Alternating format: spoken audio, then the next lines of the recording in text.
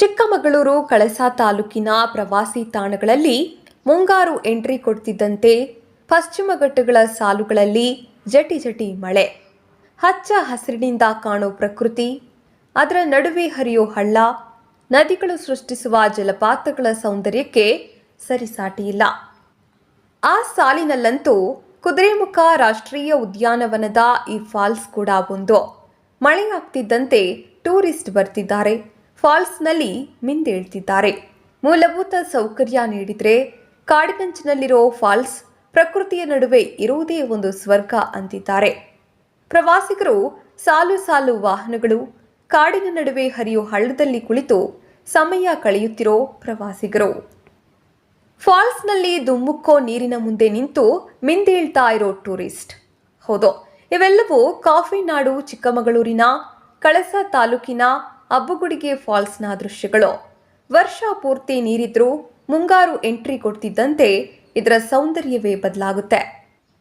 ಬಂಡೆಯಿಂದ ಜಿಗಿದು sago ನೀರು, ಅಲ್ಲಿಂದ ಮುಂದೆ ಹರಿಯೋ ಹಳ್ಳ, ಎಲ್ಲವೂ ನೋಡುಗರು ಫುಲ್ ಫಿದಾ ಆಗಿದ್ದಾರೆ. ಈಗಂತೂ ಮಳೆಯಾಗ್ತಿದೆ ಅಂತ ಗೊತ್ತಾಗಿದೆ, ಟೂರಿಸ್ಟ್ ಅಂತೂ ಮುಗಿ ಬೀಳ್ತಿದ್ದಾರೆ. ಅಬ್ಬಗುಡಿಗೆ ಫಾಲ್ಸ್ ಬಗ್ಗೆ ಮಾತನಾಡಿದ ವರುಣ್ ಪ್ರವಾಸಿಗರು, ಇನ್ನು ದಟ್ಟ ಕಾನನ ರಾಜ್ಯ ಹೆದ್ದಾರಿಯಿಂದ 4 ಕಿಲೋಮೀಟರ್ ಒಳ ಹೋದ್ರಷ್ಟೇ ಈ ಅಬ್ಬಗುಡಿಗೆ ಫಾಲ್ಸ್ ನೋಡಬಹುದು. ಕಾಲ್ನಡಿಗೆಯಲ್ಲಿಯೇ ಕೆಲವೊಂದು ಕಡೆ ಸಾಗಬೇಕು, ಹರಿಯೋ ನೀರನ್ನ ದಾಟಬೇಕು. ಅದೇನೋ ಒಂಥರ ಖುಷಿ ಎನಿಸಿದ್ರು ಕಾಡಿನ ನಡುವೆ ಮಾರ್ಗ ಫಲಕಗಳು ಎಲ್ಲೋ ಒಂದು ಕಡೆಗಳಲ್ಲಿ ಇದೆ, ಆದರೆ ರೋಡ್ ಮಾರ್ಕ್ ಸಮರ್ಪಕವಾಗಿಲ್ಲ ಅಂತಿದ್ದಾರೆ. ಇನ್ನು ಹರಿಯೋ ನೀರಿನ ಏರಿಕೆ ಏಕಾಏಕಿಯಾದರೆ ಸಮಸ್ಯೆ ಆಗುತ್ತೆ, ಮೂಲಭೂತ ಸೌಕರ್ಯ ನೀಡಿದ್ರೆ ಅನುಕೂಲ ಅಂತ ಮನವಿಯೂ ಮಾಡ್ತಿದ್ದಾರೆ. ಇಷ್ಟೆಲ್ಲ ಸೌಕರ್ಯವಿಲ್ಲದಿದ್ರೂ ಅಬ್ಬಗುಡಿಗೆ ಫಾಲ್ಸ್ ಅಂತೂ ಮಳೆಗಾಲದಲ್ಲಿ ಪ್ರವಾಸಿಗರ ಪಾಲಿನ ಸ್ವರ್ಗವೇ ಸರಿ. ಈ ಸಂದರ್ಭದಲ್ಲಿ ಪ್ರವಾಸಿಗರಾದ ಅಶ್ವಿನಿಯವರ ಮನದಾಳದ ಮಾತು, ಒಟ್ಟಾರೆ ಅಬ್ಬಗುಡಿಗೆ ಫಾಲ್ಸ್ ಸೌಂದರ್ಯಕ್ಕೆ ಸಾಟಿಯೇ ಇಲ್ಲ.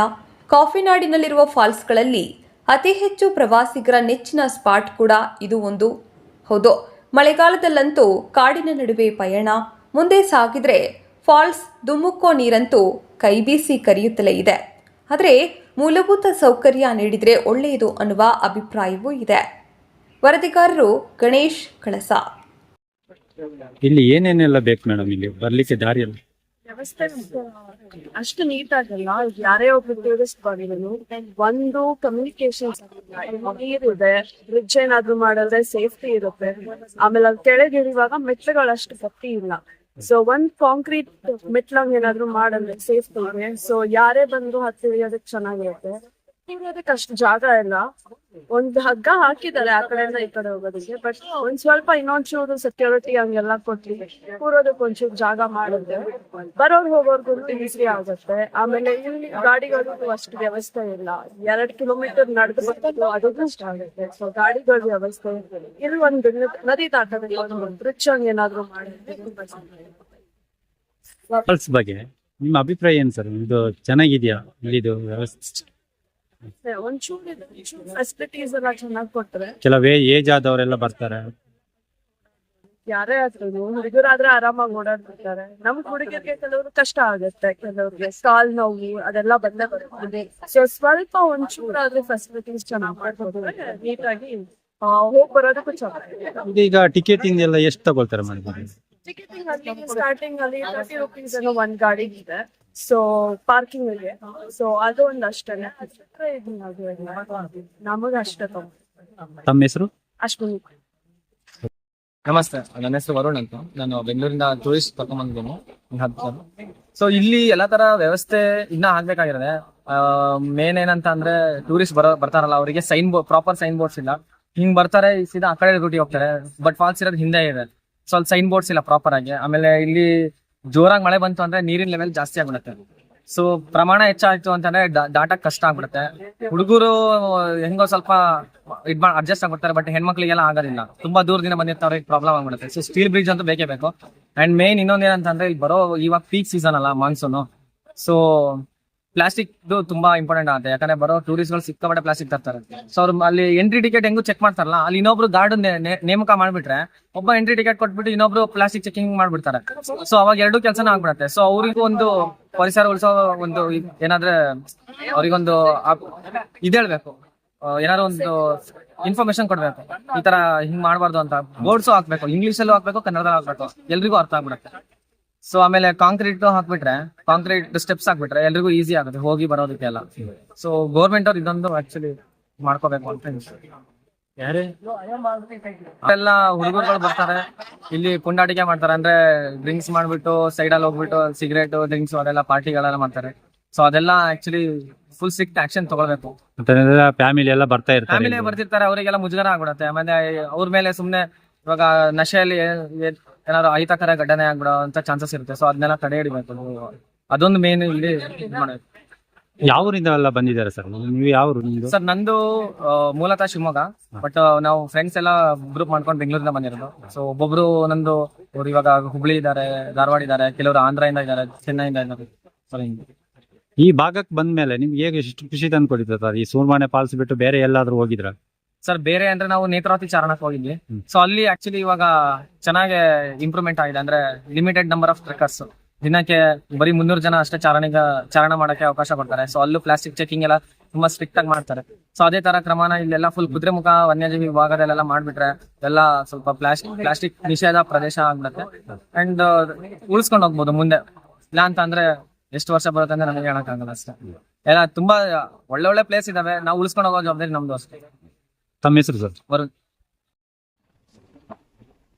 ಯಾವ ಊರಿಂದ ಸರ್ ಬಂದಿರೋದು? ಯಾವ ಊರು ನಿಮ್ದು? ದಾವಣಗೆರೆ. ಈ ಫಾಲ್ಸ್ ಬಗ್ಗೆ ನಿಮ್ಮ ಅನಿಸಿಕೆಗಳು ಸರ್? ತುಂಬಾ ಚೆನ್ನಾಗಿದೆ, ಪ್ಲೇಸ್ ತುಂಬಾ ಚೆನ್ನಾಗಿದೆ. ಸೌಂದರ್ಯ ಸಭೆಗೆ ಮಾಡ್ಸಿದ ಜಾಗ. ಬಟ್ ಏನಂದ್ರೆ ಸೌಲಭ್ಯಗಳಿದೆ, ಬಟ್ ಆಕ್ಟಿವ್ ರೋಡಲ್ಲಿ ಇನ್ನೂ ಚೆನ್ನಾಗಿ ಮಾಡಿದ್ರೆ ಇನ್ನ ಜಾಸ್ತಿ ಜನನ ಅಟ್ರಾಕ್ಟ್ ಮಾಡ್ಬೋದು ಅಂತ ನಾನು. ಈಗ ಅಲ್ಲಿಂದ ಎಲ್ಲಿ ಇಳ್ಕೊಂಡ್ ಬರ್ಲಿಕ್ಕೆಲ್ಲ ತುಂಬಾ ಕಷ್ಟ ಆಗುತ್ತೆ. ಸ್ವಲ್ಪ ಇಳಿಲಿಕ್ಕೆಲ್ಲ ನಮ್ಮ ಏಜವ್ರು ಬರ್ಬೋದು, ಬಟ್ ಏಜ್ ಆದವರಿಗೆಲ್ಲ ಸ್ವಲ್ಪ ಕಷ್ಟ ಆಗುತ್ತೆ. ನೀವು ತಮ್ಮ ಹೆಸರು ಸರ್? ವಿಶ್ವ.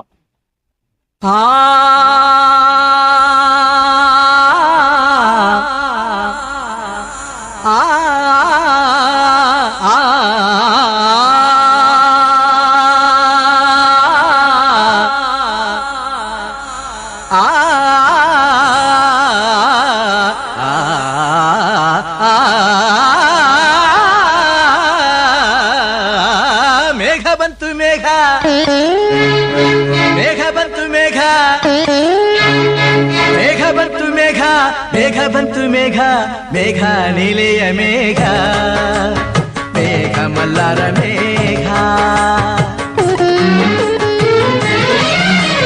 ಮೇಘ ಬಂತು ಮೇಘ, ಮೇಘ ಬಂತು ಮೇಘ, ಮೇಘ ನೀಲೆಯ ಮೇಘ, ಮೇಘ ಮಲ್ಲಾರ ಮೇಘ. ಇರುಳು ಸರಿದು ಬೆಳಗು ಹರಿದು ಕನಸು ಮುಗಿದು ಮನಸ್ಸು ಜಿಗಿದು ಅದೇ ಗಮಪ ಪದನಿಸ ಸಂಚಾರದಲ್ಲಿ ಮೇಘ ಬಂತು ಮೇಘ, ಮೇಘ ಬಂತು ಮೇಘ, ಮೇಘ ನೀಲೆಯ ಮೇಘ, ಮೇಘ ಮಲ್ಲಾರ ಮೇಘ.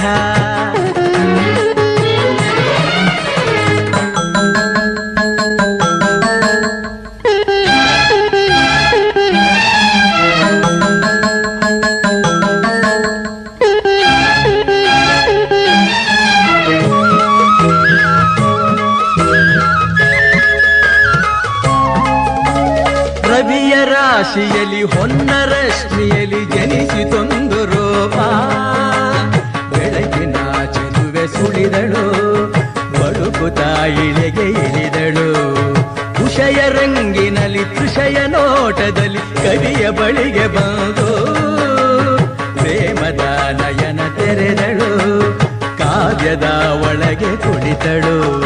ಕಲಕಲಗೊಂಡವು ತ್ರಿಪದಿ ಪದಗಳು, ಪರವಶಗೊಂಡವು ಸಕಲ ರಸಗಳು, ಇರುಳು ಸರಿದು ಬೆಳಕು ಹರಿದು ಕನಸು ಮುಗಿದು ಮನಸ್ಸು ಚಿಗಿದು ಸರಿಗಮಪ ಪದನಿಸ ಸಂಚಾರದಲ್ಲಿ ಮೇಘ ಬಂತು ಮೇಘ, ಮೇಘ ಬಂತು ಮೇಘ, ಮೇಘ ಕಾವ್ಯದ ಮೇಘ, ಕನ್ಯಾಕವನ ಮೇಘ.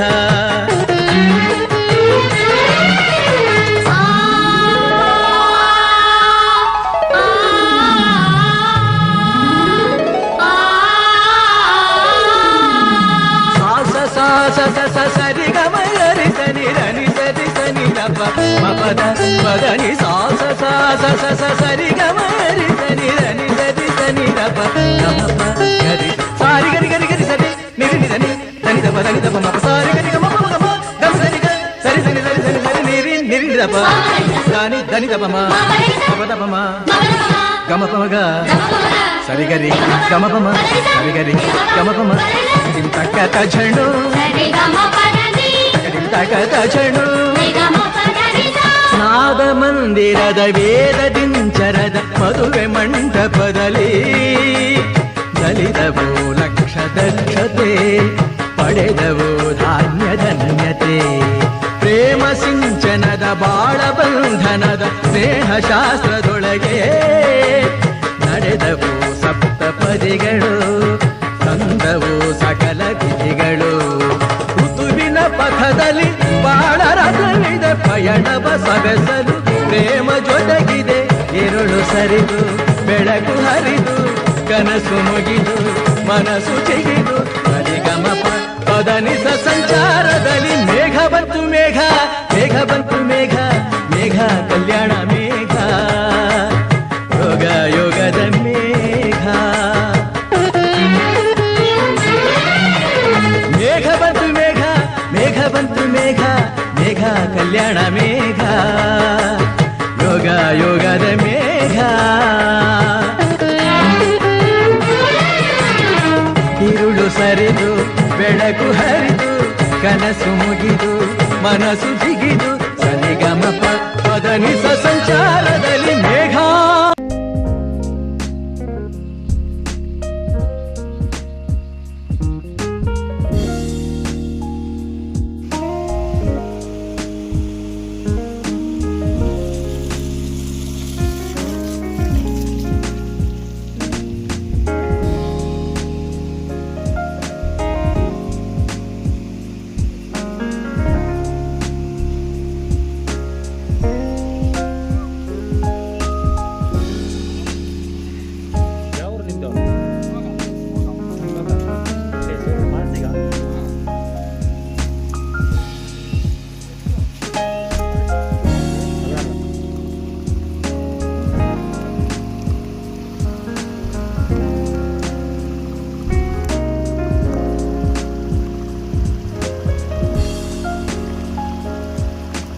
ವಿಡಿಯೋ ನೋಡಿದ್ದಕ್ಕೆ ಧನ್ಯವಾದಗಳು.